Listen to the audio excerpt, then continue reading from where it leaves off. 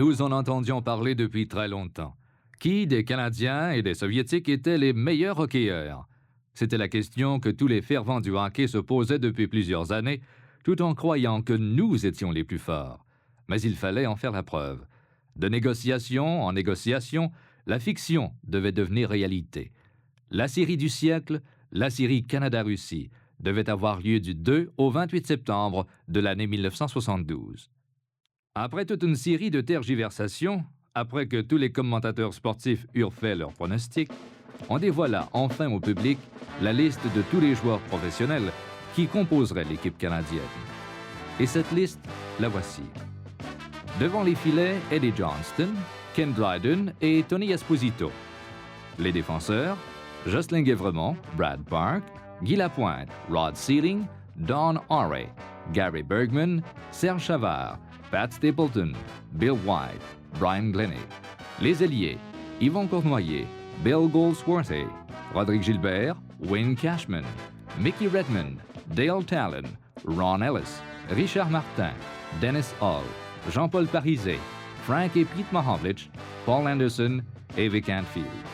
Les joueurs de centre, Red Berenson, Marcel Dionne, Stan Mikita, Gilbert Perrault, Phil Esposito, Jean Rattel et Bobby Clark. Tous ces joueurs sous l'habile direction de John Ferguson et Harry Sinden. Voilà la liste complète de ceux qui, dans quelques jours, feront honneur à notre pays. Lors du camp d'entraînement qui avait lieu à Toronto, j'ai eu le plaisir d'interviewer un Yvon Cournoyer très confiant.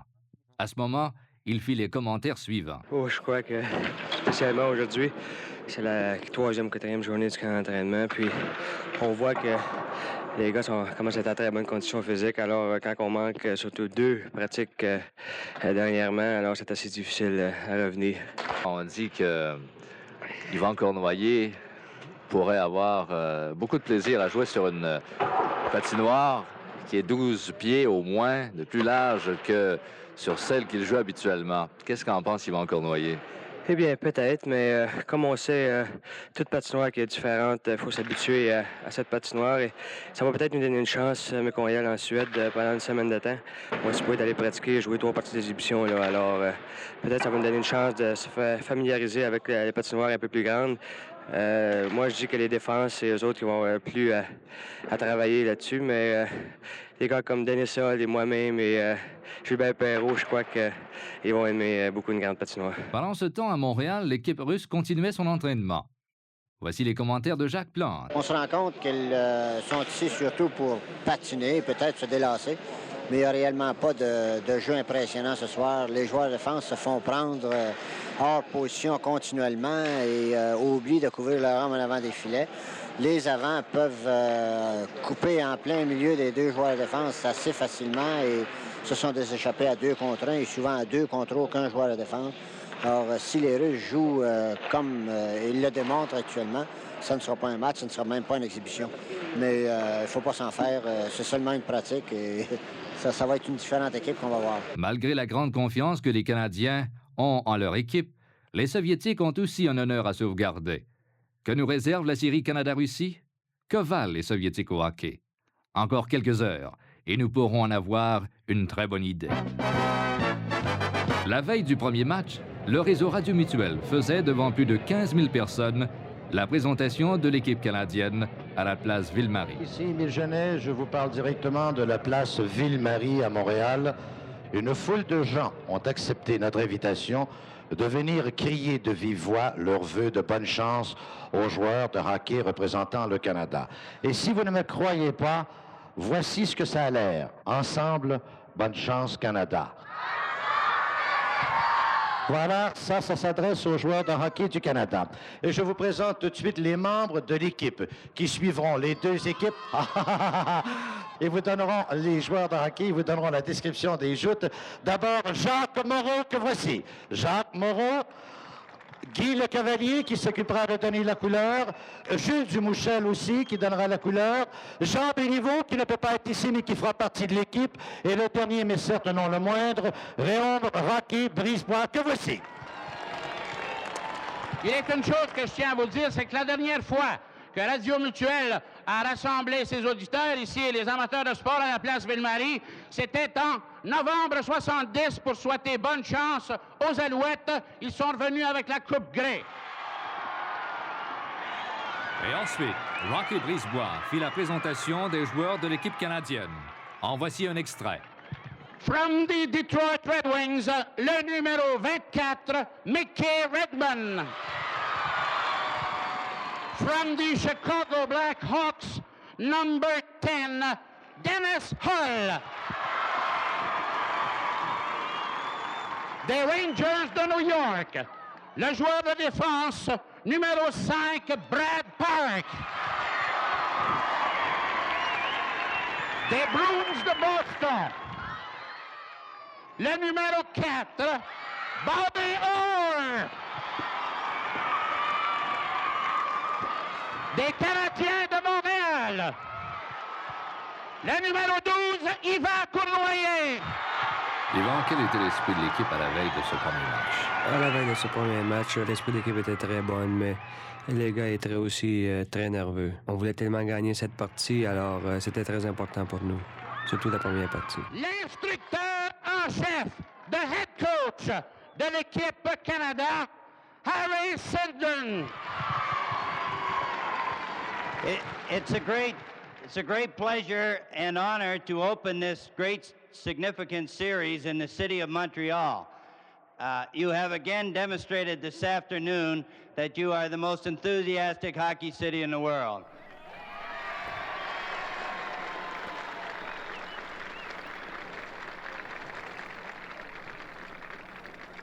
On behalf of the team, we're so very happy that the people of Montreal, Quebec, and Canada are behind us. We have a very difficult task ahead of us, but I think we got a pretty good chance. Thank you very much.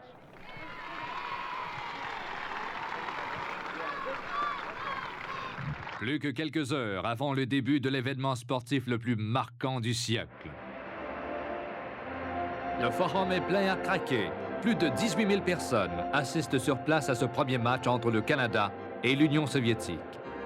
Plus de 15 millions de Canadiens suivent l'événement partout dans les foyers, dans les tavernes, dans les restaurants et aussi dans les bureaux par le truchement de la radio et de la télévision. Il y a d'abord la cérémonie d'inauguration. Mesdames et messieurs, voici maintenant les membres de l'équipe de l'Union soviétique pour le match de ce soir. Ladies and gentlemen, here are the members of the Russian team for tonight's game. Le numéro 1, wearing number 1, Victor Zinger. Le numéro 2, number 2, Alexandre Goussev. Le numéro 3, number 3, Vladimir Luchenko. Le numéro 4, number 4, Victor Kuskin. Et ensuite, il y eut présentation de Équipe Canada. Et maintenant, pour l'équipe du Canada. And now for Team Canada.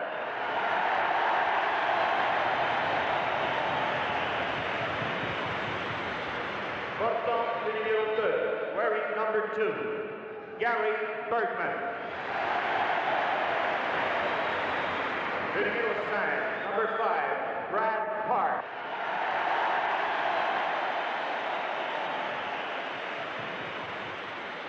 Le numéro 27, number 27, Frank Mahomes.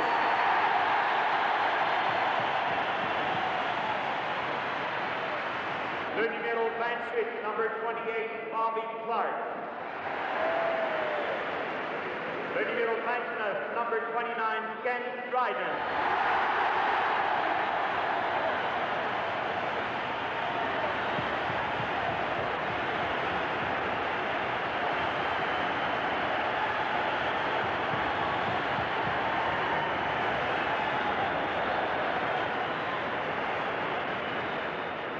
Le numéro 35, number 35, Tony Esposito.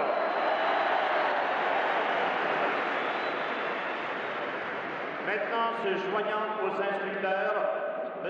Giorgio Rogulski, représentant de la délégation soviétique, se joindra au Premier ministre du Canada, M. Pierre Elliott Trudeau, et M. Charles A., président de Hockey Canada. Now, the representative of the Soviet delegation, Mr. Georgy Rogulski, will join Mr. Pierre Elliott Trudeau, Prime Minister of Canada, and Mr. Charles A., President of Hockey Canada.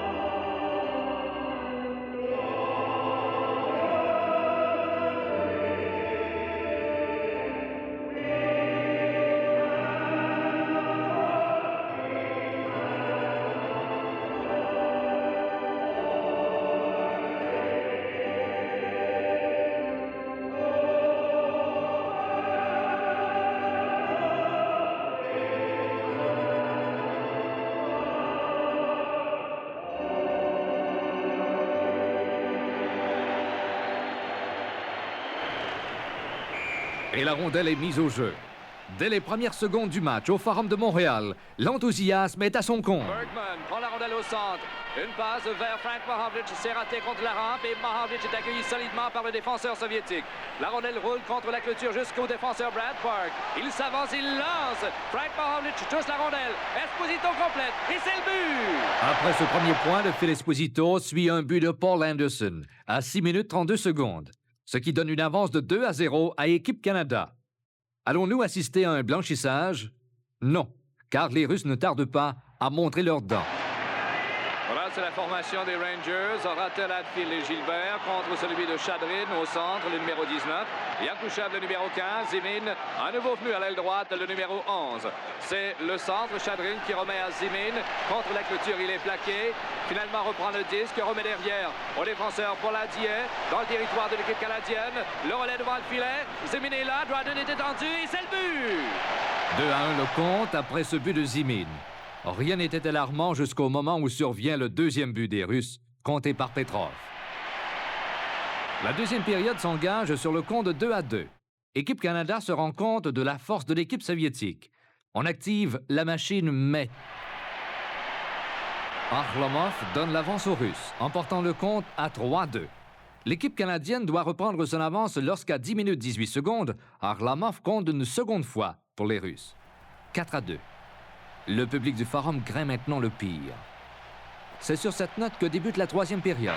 L'Union soviétique mène 4-2. On est en troisième période. Cournoyer prend le disque au centre. Une passe devant Frank Mahovlich. C'est raté. Cependant, il le récupère dans le coin. Ça mène devant Tretiak. Le revers. Et Tretiak fait l'arrêt. Il dépose la rondelle derrière le filet. C'est Lyapkin contre la clôture. Il perd la rondelle jusqu'à Rod Sealing maintenant. Sealing le lance est frappé. Et Tretiak n'a aucune difficulté et fait l'arrêt. Et retient la rondelle jusqu'à ce que l'arbitre Len Gagnon siffle leur jeu. Harrison maintenant fait appel au trio de Clark, Ellis et Anderson. On reprendra à la droite du gardien Tretiak.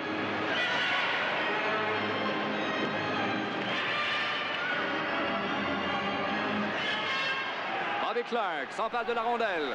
À la mise au jeu, derrière à Sealing. Sealing à Ellis et Anderson. Et il aperçoit seul devant le filet. Bobby Clark. Il déjoue Tretiak et c'est le but! Bobby Clark apporte une lueur d'espoir en comptant ce but à 8 minutes 22 secondes. Les Canadiens ont repris goût au match et foncent de plus belle. Plus qu'un point pour égaler le compte des Soviétiques quand Mikhailov déjoue Dryden à 13 minutes 32 secondes, suivi de Zimin à 14 minutes 29 secondes, portant le compte à 6-3 en faveur des Russes. Est-ce la fin d'un mythe? Yakushev vient clore le premier match de la série par le compte de 7-3. Yvan, comment l'équipe s'était-elle expliqué une pareille défaite? Eh bien, après avoir pratiqué 3 semaines, on se regardait un et l'autre et c'était très difficile à s'expliquer cette défaite. Je crois que c'était de recommencer à neuf et d'essayer de gagner les autres parties qui venaient à venir et d'oublier la première partie. Le deuxième match de la série a lieu à Toronto. Équipe Canada a compris la leçon que les Soviétiques viennent de leur donner. Personne ne veut revivre l'humiliation subie à Montréal. Le flegmatisme fait place à la rudesse. Dès le coup de sifflet, le match s'engage entre les deux équipes, mais ce n'est qu'à la deuxième période que Phil Esposito, déjouant Tretiak, soulève le Maple Leaf Garden d'enthousiasme. C'est 1-0 en faveur du Canada, et ça le restera jusqu'à la fin de la deuxième période. Dès le début de la troisième période, le Canada revient à la charge.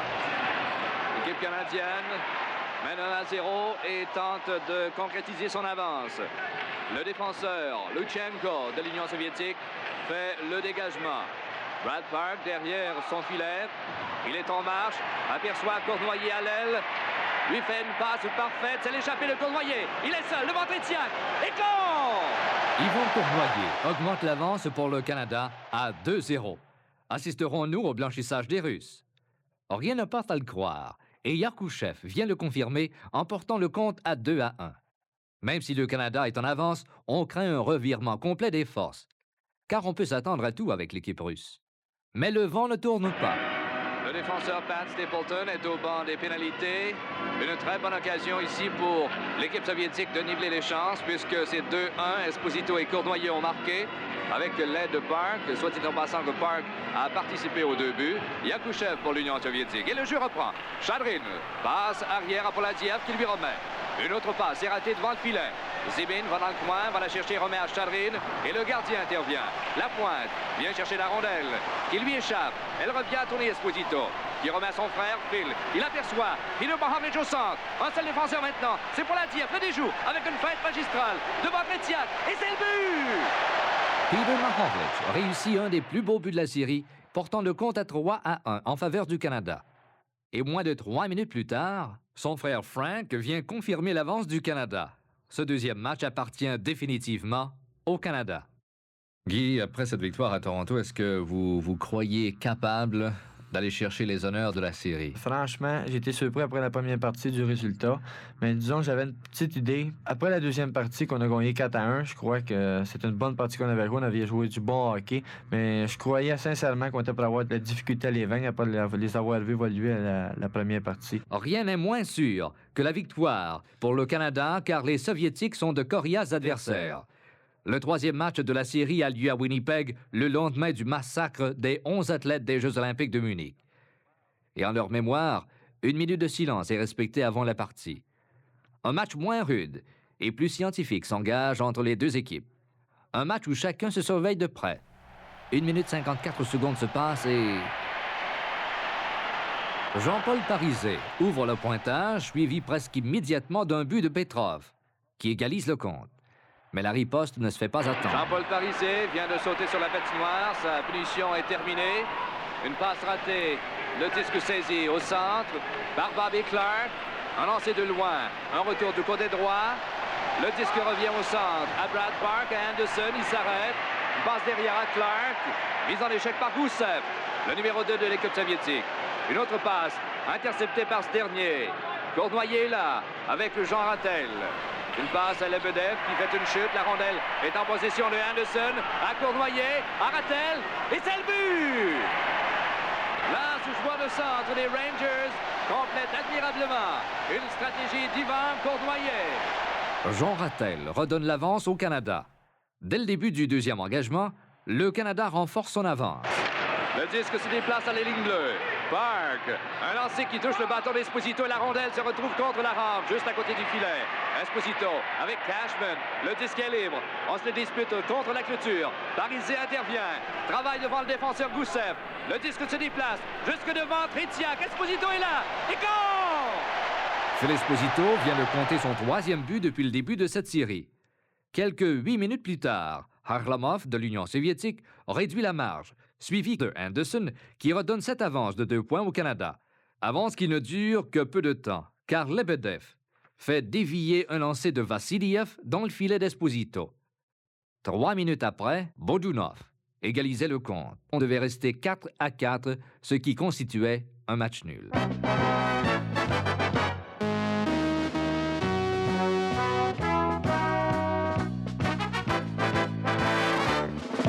Mauvaise nouvelle. Harry Sinden convoque une conférence de presse éclair quelques minutes avant le match pour annoncer que Savard ne jouera pas à cause d'une blessure à la cheville. Lourde perte pour Équipe Canada. Serge, tu as été blessé. Est-ce que tu croyais que c'était la fin pour toi, la fin de cette série? Bien, pour répondre franchement, c'était définitivement la fin de la série pour moi. C'est seulement peut-être le grand laps de temps qu'il y a eu entre la dernière partie au Canada et la première en Russie qui a décidé que je pouvais revenir au jeu. Et la partie commence. Et le disque est pris par White, devant Petrov, qui a pu le reprendre à temps. Maintenant, c'est Maltsev. Une passe interceptée par White, à nouveau le défenseur. L'attaque soviétique accuse un certain retard. Blinov, le numéro 9 à l'aile droite, en territoire canadien, à Petrov, à Luchenko, à Mikhailov et compte! Mikhailov continue sa course vers la victoire, car à 7 minutes 29 secondes, il donne une avance de 2-0 aux Soviétiques. Le Canada est long à se dégourdir les jambes. Il faudra attendre la deuxième période pour voir le premier but du Canada dans ce match. Gilbert Perrault décembre de Buffalo, qui joue très bien depuis que Harry Sinden a eu confiance en lui. Ne joue pas du nord au centre, puis Anderson, toujours en possession du disque. Il s'avance devant Tretiak et compte! Mais les Soviétiques ne se laissent pas abattre. À 6 minutes 37 secondes, Blinov reporte le compte à 3-1. À 10 minutes 14 secondes, la lumière s'allume derrière Tretiak. Esposito vient de loger la rondelle dans les filets, mais l'arbitre refuse le but. La foule est furieuse. 4 minutes plus tard, Vikulov porte le compte à 4-1 en faveur des Soviétiques. La troisième période s'annonce bien lorsqu'à 6 minutes 54 secondes, Bill Goldsworthy compte le deuxième point du Canada. Même si les Russes semblent ralentir leur élan, cela n'empêche pas Chadrin de déjouer Dryden à 11 minutes 5 secondes. Le compte est maintenant 5-2. Il ne reste que quelques secondes avant la fin. Dan Dryden reprend son poste après avoir été entraîné à l'extérieur de sa cage par Mikhailov. Petrov, un lancer frappé, arrêté par le défenseur Bergman.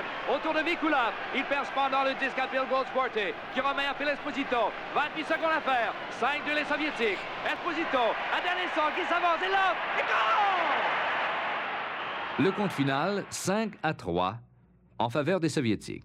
Alors, si on me demandait de résumer peut-être les 4 premières parties de la série qui s'est déroulée au Canada, si on commence par la première partie, même si le jeu était dominé par les Russes, et comme on sait, le résultat final était de 7-3, le pointage ne donne peut-être pas le résultat quand on pense que, comme on mentionne souvent, que notre conditionnement physique n'était peut-être pas à point et qu'on a vu les Russes enregistrer 3 buts dans les 4-5 dernières minutes de jeu.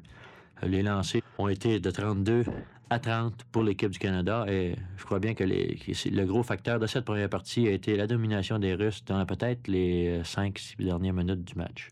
Tant qu'au deuxième match, je crois bien que les joueurs étaient un peu froissés dans leur orgueil.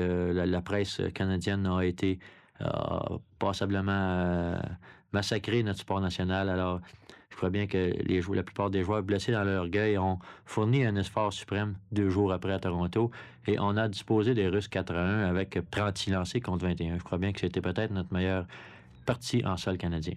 Ce qui a trait à la troisième partie qui s'est déroulée à Winnipeg, encore là, on aurait facilement pu s'en tirer avec une série nulle au Canada si on avait pu décrocher cette victoire. Et je crois que cette victoire, on la méritait peut-être. Les Russes, accord, ont profité peut-être de quelques faiblesses et ont enregistré 2 buts rapides en deuxième période, alors qu'on menait dans la partie 4-2. La partie s'est terminée 4-4 et on a manqué une opportunité de pouvoir annuler la série ou, au pire, annuler la série qui s'est déroulée au Canada. Encore là, l'équipe du Canada avait l'avantage dans les lancers, 38-25. Et jusqu'ici, je crois que la grande vedette de la série a certainement été Tretiak, le gardien de but des Russes. Ce qui a trait à la 4e partie à Vancouver, j'étais sur l'avion lors de la dernière partie. Je n'ai pu assister à la dernière partie. D'après la plupart des commentaires qu'on a vus dans les journaux et à la télévision, je crois que ça a été probablement la pire partie jouée par l'équipe du Canada. Dans 14 jours, rendez-vous à Moscou. Ici le circuit bilatéral pour commentateur de la radio mutuelle Moscou-Canada. Dies ist die Rundfunkprogrammleitung für den Kommentator des Rundfunks Mutuell von Moskau nach Montreal.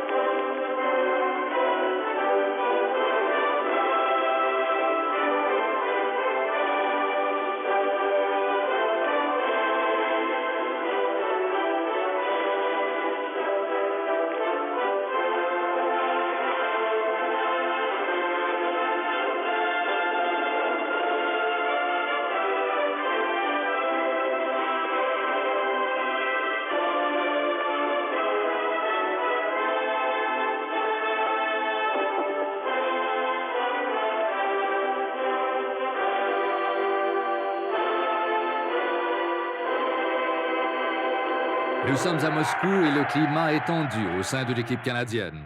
Il reste 4 matchs à disputer. Les Russes ont déjà 2 parties gagnées, tandis que les Canadiens n'en ont qu'une seule. De plus, le Canada arrive à Moscou entraînant derrière lui une très mauvaise presse à cause des matchs qu'il a disputés en Suède. Le 5e match est engagé. Dès les premières minutes de la joute, l'atmosphère est à son meilleur. Mais le premier but tarde à venir. Stapleton dans son territoire, enlève le disque à Blinov.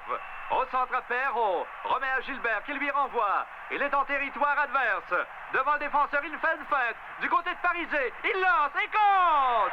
Puis à 15-30, c'est le but de Jean-Paul Parisé. Le Canada mène 1-0 à la fin de cette première période. Les Russes se laisseraient-ils endormir de cette façon? Il semble que si, car le Canada prend une avance de 3-0 en deuxième période. Trio Bobby Clark, Ron Ellis et Paul Anderson. Alors que le jeu est en mouvement, Guy Lapointe vient se joindre au groupe. Il remplace Brad Park. Une incursion subie de Bobby Clark en territoire adverse. Il s'amène devant le défenseur, le déjoue, devant le gardien, du revers. Il déjoue, Tretiak et compte! Et le Canada mène 2-0. Et l'instructeur Harrison Dunn fait toujours confiance au trio de Clark, Ellis et Anderson. À la mise au jeu, à la droite du gardien Tretiak, c'est Bobby Clark qui remet à la ligne bleue. À la pointe, un lancer frappé, dévié par Anderson et compte! Les quelques 2500 partisans canadiens qui ont suivi l'équipe à Moscou voient déjà la fin heureuse de cette série du siècle. Et c'est sur cette note que débute la 3e période. Kouskine, en possession du 10 dans le coin. Kouskine remet au centre. C'est 2 contre 1 maintenant. Une passe à Blinov. Blinov dans ses corps! Le premier but de l'Union soviétique. Le Canada riposte à 4,56. C'est amené, il a trop hésité. Et un beau repli des défenseurs canadiens. Une passe qui va jusqu'à Paul Anderson. Il s'amène seul devant Tretiak. Il a des corps! Et le Canada a repris sur l'avance de 3 buts. Les Russes seraient-ils défaits? Chadrin maintenant, qui a la rondelle. À Tsigan encore derrière. À Chadrin au centre. S'avance bien. À Yakouchev. Un lancer trop haut. Yakouchev, toujours en possession du disque dans le territoire de l'équipe canadienne. Yapkin. Allez! Oh! La rondelle a été déviée par le numéro 22, Anicine. Le numéro 22, Anicine, il était posté au bon endroit. 10 minutes 50 à faire en 3e période. Oh! Un deuxième but de l'équipe soviétique en quelques secondes. Et ça se casse. 4-3. Nous commençons maintenant à sentir la soupe chaude comme bien des gens dans les estrades ici. Alors, on a repris. C'est Gusev à lancer frappé qui va jusqu'à Stapleton. Stapleton le perd aux mains de Maltsev, à Harlamov, à Ragulin. De l'autre côté, à Gusev, un autre lancer frappé. Et goal! Et les Soviétiques viennent d'égaler les chances. 4-4. Il reste 8 minutes et 19 secondes à faire. Harlamov, à Maltsev, à Harlamov, derrière Ragulin. Ragulin de l'autre côté. Et ça avance bien Vikulov à Harlamov. Un lancer qui revient devant après avoir frappé le filet derrière. Le filet. Le filet. Je cherchais le signal. Une attaque soviétique, des goals! Et les Soviétiques prennent l'avance 5-4. 4 buts de l'Union soviétique en 3e période. Les joueurs canadiens n'y comprennent plus rien. Ils offrent au public une performance des grands jours durant 2 périodes et tout à coup, les Soviétiques se mettent à patiner et c'est la fin. Écoutons ce qu'en pense Jean Béliveau. Encore une fois, on a une preuve frappante que le conditionnement physique, la ténacité et l'allure régulière des Russes a eu l'avantage sur le jeu des Canadiens. Une joute de hockey n'est jamais gagnée avant la dernière seconde de la 3e période. Les Russes ont maintenant 3 victoires, 1 défaite et 1 match nul. Nous n'avons qu'une victoire. Pour remporter la série, il nous faut gagner les 3 dernières parties. En première période de ce 6e match, ni les Russes ni les Canadiens n'ont réussi à déjouer le gardien de but adverse. Le jeu n'en est pas moins très excitant. Ce n'est qu'à la 2e période que la foule s'agite, car les Soviétiques ouvrent le pointage. Il s'adrine. De l'autre côté, Yakushev. Yakushev, dangereusement dans le coin, passe devant, intercepté par Félix Esposito. La rondelle va jusqu'à Liapkin, à la défensive, puis à Yakushev. Et il perd aux mains de Savard. À la pointe, à Parizet, au centre, en territoire adverse. Et c'est Cournoyer. Un lancer frappé qui est arrêté par Lutchenko. Lutchenko, une passe de l'autre côté, Yakushev. 2 contre 1. Et Yakushev devant. Et Dryden exécute l'arrêt. Et Dryden a poussé la rondelle dans le coin. Et c'est de l'autre côté, à Liapkin. Un lancer. Dennis Hull, conscient qu'il ne faut laisser aucune avance à l'équipe adverse, vient égaliser le compte à 5 minutes 13 secondes. Il faut maintenant prendre les devants dans le match. Qui remet à ici la bout du lap. Derrière, et Cournoyer, intercepte par haut. Et un beau repli du défenseur là. C'est Cournoyer, devant, haut. Et Parizet, ça passe complètement. Et un contre-attaque, Lebedev, devant le défenseur. Lebedev, il lance. Et Dryden fait l'arrêt. À retour des Canadiens maintenant. Si, Berensen, une passe interceptée par Vassiliev. Qui en met. Et la rondelle clé jusqu'à Stapleton qui la perd à son tour. Et puis, c'est Parizet à Berensen. Et Petchev fait l'arrêt. Vassiliev tente derrière son filet. Cournoyer à White, à Cournoyer, à Stapleton. Il lance, rate la cible. Berensen, c'est Paul Anderson concrétise cette avance 15 secondes plus tard, emportant le compte à 3-1 en faveur du Canada. À 17 minutes 11, Alexander Yakushev déjoue Dryden et réduit l'avance du Canada à 1 point. Il reste évidemment la 3e période, mais aucun but n'y est compté, donnant ainsi une victoire de 3-2 au Canada. En ce qui concerne mes commentaires pour la 6e partie, disons que j'avais une petite idée, peut-être l'impression, parce qu'il y a 2-3 ans, j'avais été joué pour l'équipe Canada. Il y avait un tournoi qu'on avait disputé justement en Russie. Je dois dire que les arbitres n'avaient pas été trop à l'auteur de la situation. Parce qu'on a gagné le tournoi, on a perdu une partie, je me rappelle bien, puis la majorité du temps, on jouait à court d'un homme. J'avais déjà parlé avant le début de la série en Russie à M. Sendin, qu'on était pour avoir beaucoup de difficultés avec les arbitres. C'était le cas, disons, quand on était allé jouer là il y a 2-3 ans. Il ne reste plus que 2 matchs à disputer. Si le Canada perd celui-ci, la Russie sort gagnante de cette série. Si le Canada gagne, la victoire se décidera au dernier match, car chacune des équipes aura alors un nombre égal de victoires. De l'autre côté, ça va à Anderson. À Esposito, il rate la cible. De l'autre côté, Brad Park avec Petrov. Anderson maintenant. Ellis dans le coin. Ellis devant. Esposito, là, c'est goal! Phil Esposito ouvre le pointage, mais Yakushev égalise à 10 minutes 17. 5 minutes plus tard, Petrov donne l'avance à la Russie, mais l'infatigable Phil Esposito ne l'entend pas ainsi. Esposito à Parizet, à Savard. Savard virevolte sur les mains devant Esposito, il lance. C'est goal! Esposito! Durant toute la 2e période, les 2 équipes se surveillent, attaque et contre-attaque, mais aucune d'elles ne prend l'avance. Le compte est égal, 2-2. Ce n'est qu'en troisième période que le match se dénoue. Au centre, Petrov est là. Petrov devant Rattel. Remet le disque derrière pour Kouskin. Kouskin devant Rattel. Rattel joue bien et il empêche de sortir. Gusev à son tour a reçu une passe de Kouskin qui a remis à Petrov. La rondelle revient à Rattel et il travaille Rattel ce soir. Et Rattel a poussé le disque derrière. Repris là par Gilbert. Ça va bien. Il le passe à Rattel. Et la rondelle lui échappe. Devant à Gilbert, il lance. Et goal! Robin Gilbert! Il a reçu la deuxième de Rattel. Et c'est le troisième but de l'équipe canadienne. Maltsev de l'autre côté, devant ses fautes, s'arrête. Une passe à Luchenko. Ali Yapkin, devant. Et Esposito fait l'autre brillant d'arrêt. Et Yapkin reçoit le disque. Le passe à Luchenko. Un lancer frappé. Oh, il devait le faire. Il s'arrête. Passe le disque à l'autre côté à Maltsev. Devant un goal! Yakouchev! Et Paul Anderson met un point final à la partie en donnant l'avance d'un point aux Canadiens. Savard en possession du disque de l'autre côté. Une passe en descendant à Paul Anderson. Au centre, Anderson se mêle entre les deux défenseurs. La reprend, il l'a fait goal! Paul Anderson! À 6 secondes de fait, Paul Anderson donne l'avantage au Canada. Le match du siècle aura donc lieu dans 2 jours, car le Canada vient de remporter ce 7e match par le compte de 3-2. Eh bien, bien faire celui qui aurait pu prévoir ce que l'on vient de voir à Moscou, à savoir les Canadiens rebondir et, après une première défaite en terre soviétique, remporter 2 victoires consécutives et égaler les chances et conserver des chances de victoire dans cette série. Et je crois que la série qui est sur le point de prendre fin entre le Canada et la Russie, à mon point de vue à moi, au point de vue intérêt dans le monde entier, ça vaut n'importe quelle série de la Coupe Stanley, mais je crois que le hockey, surtout chez nous, ne s'emportera que mieux. C'est aujourd'hui le 28 septembre. L'aréna Loujniki est remplie à craquer.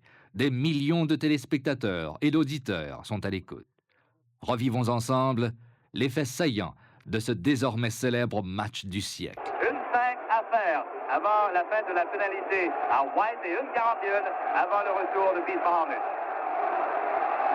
En territoire soviétique, Yakouchev, ou plutôt canadien, Yakouchev.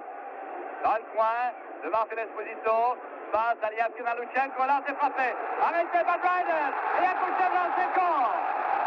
Alors, vous n'êtes jamais gagnant à jouer à court de personnel contre ces soviétiques. Luchenko. Au numéro 18, Vikulov. Vikulov à Maltsev. Maltsev accueilli par Jean-Paul Parizet. Et il sera chassé. Jean-Paul Parizet chassé.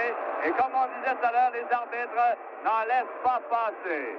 Et Parizet est exclu du match. Il a été renvoyé par un des arbitres. Parizet veut s'en prendre à l'arbitre. Il a été chassé du match. Lyatkin, Luchenko, et de l'autre côté, Mikhailov. Park à Ellis. Ellis devant, après Esposito, mais a perdu le contrôle de la rondelle devant le filet. Anderson, à la pointe, attaque passive Canada, à Park, il lance, oh! Et goal! Vers Esposito!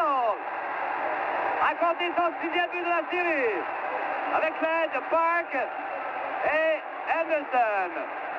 Luchenko, dans le coin, il est devant Bergman, à Arlamov, à Tsigankov, un lancer frappé qui rate la cible. Arlamov reprend le disque, dans le coin, à Luchenko, un lancer frappé, Luchenko! Et la rondelle est passée sous Dryden, et n'a pas levé d'un pouce. Et Russman maintenant, 2-1. Maltsev, dans son territoire, une longue passe pour Arlamov, interceptée par Bergman. Il semble que ce ne soit pas trop sérieux en ce qui concerne Arlamov, puisqu'il est revenu. Gilbert, maintenant Park, et c'est très décousu. Park cache, à Rattel, à Park, il a des goals! Park! Après 20 minutes de jeu, le compte est égal, 2-2. Clark derrière, à Serge Savard, à la pointe. Anderson qui la pousse à l'autre extrémité, reprise là par Vassiliev qui a remis dangereusement devant son filet. Anderson l'empêche de sortir. Anderson intercepté là par Alistin qui a remis à Yakouchev devant la pointe. Il lance. Oh, la rondelle revient. Et compte! Alistin! Rattel, passé derrière à Roderick Gilbert. Gilbert attend. Il est arrêté. Un lancé vers le but. Et White goal! Oh, White! Oh, c'est un jour ralenti. Gilbert a été l'artisan de ce but. White s'est amené à 10-32 le temps du but. Et la Fédérien le lancer de Roderick Gilbert. On fera la mise au jeu maintenant à gauche de Ken Dryden avec un compte de 3-3 et 8 minutes et 21 secondes à faire en deuxième période. Vers Esposito avec Frank Marley. Oh! Yakouchev goal!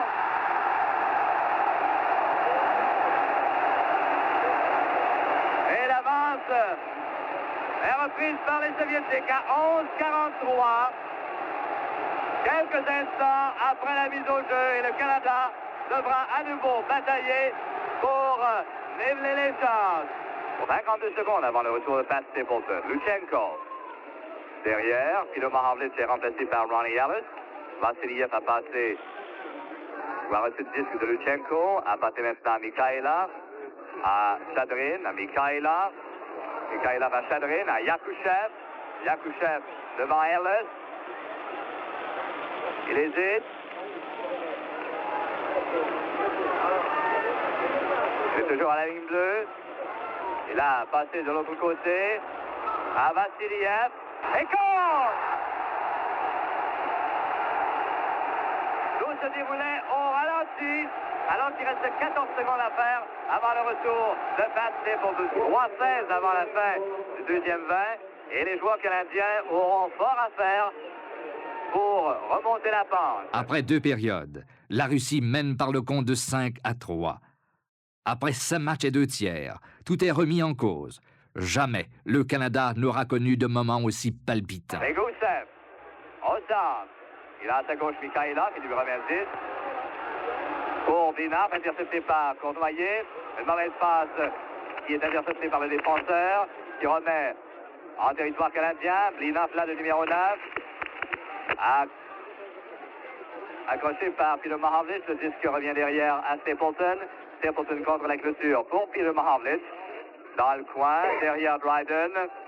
Le long de la clôture pour Cournoyer. À Pilo Mahavlich, ça mène bien. Et il est devant Gusev, le déjoue. La rondelle lui échappe dans le coin. Passe devant.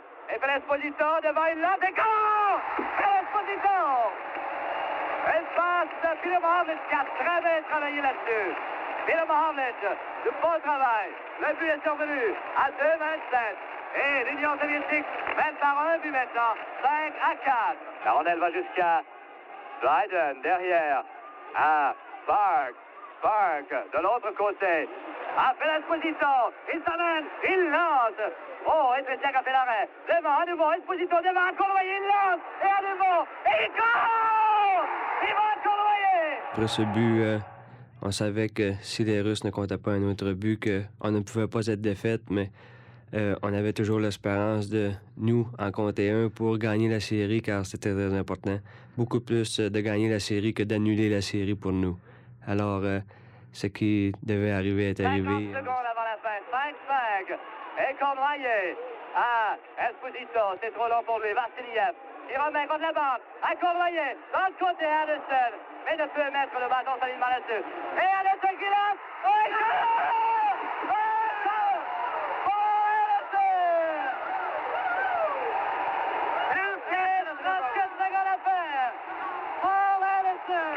il reste 10 secondes. À Petrov, à Gusev, au centre, il lance. Et la rondelle va contre la clôture. 3 secondes, 2 secondes. Et c'est la victoire!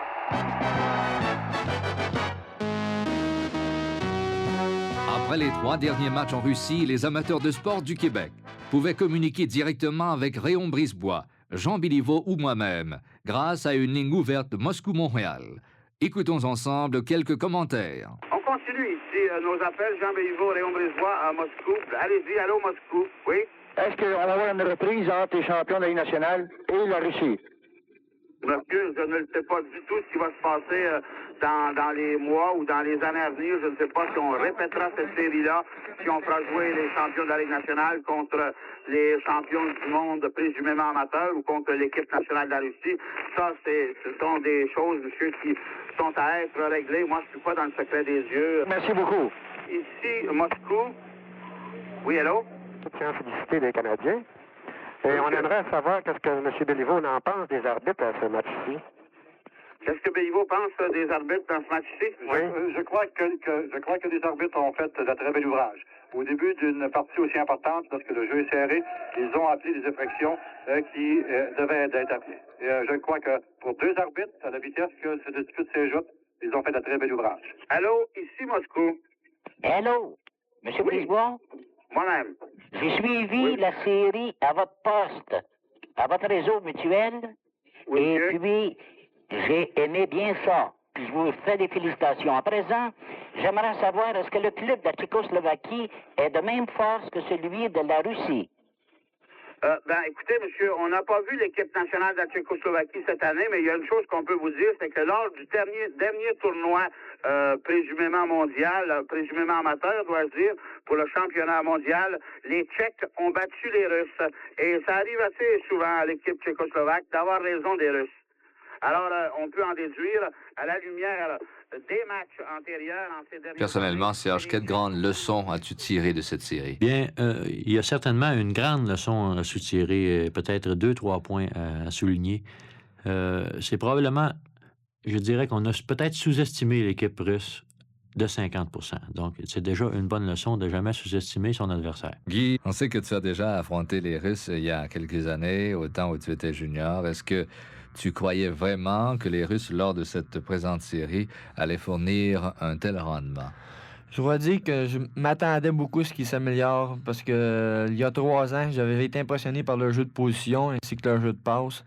Ce qui m'a impressionné beaucoup sur eux autres, c'est la manière de manier la rondelle, comment ils s'étaient améliorés ainsi que de patiner. Définitivement, je croyais qu'au bout de 3 ans, qu'il était pour avoir un certain changement. Puis je crois que je ne m'ai pas trompé. D'après le résultat de la série, on a vu qu'il y avait un changement qui était prêt pour nous rencontrer. Yvan, on sait que le système de la Ligue nationale demande 3 officiels, un arbitre et 2 juges de ligne. Les arbitres en Russie étaient au nombre de 2. Est-ce que le travail a été adéquat selon toi? Est-ce que ça laissait à désirer? Sans aucun doute que 2 arbitres laissent à désirer. Des fois, on a des difficultés avec 3 arbitres. Alors, 3 arbitres... c'est ce qu'il faut pour arbitrer une partie de hockey. Si on t'offrait demain matin de prendre part à une autre série semblable, est-ce que tu l'accepterais tout de suite? Sûrement. Pour moi, ce fut une grande joie d'avoir été sélectionné premièrement sur l'équipe du Canada. Et si une autre série survenait, je crois bien que je ne pourrais pas refuser si j'étais naturellement choisi. Il y a certainement des conséquences si on regarde le classement actuellement. Tous ceux qui ont participé à la série Canada-Russie, je crois bien qu'il y a eu une relâche sur la plupart de ces joueurs-là si on regarde leur performance de l'an dernier, leur performance cette année. Est-ce que cette série pourrait être organisée, installée au mois de janvier, par exemple? Le meilleur moment, ce sera au mois de janvier, sans aucun doute, parce qu'au commencement de la saison, c'est trop tôt. Et à la fin de la saison, après les séries de la Coupe Stanley, on est trop épuisé. Alors, le meilleur moment, ce serait au mois de janvier. C'est pour moi un très grand honneur de faire la conclusion de ce document sonore sur la série du siècle. J'ai moi-même assisté aux 4 derniers matchs disputés en Russie en tant que membre de l'équipe de radiodiffusion française. Je crois que cette série sera bénéfique à court et à long terme pour les 2 équipes qui étaient en cause. Elle aura aussi été très profitable pour nos hockeyeurs de demain. Déjà, les dirigeants des équipes ont tout mis en œuvre pour assurer à leurs joueurs un meilleur conditionnement physique.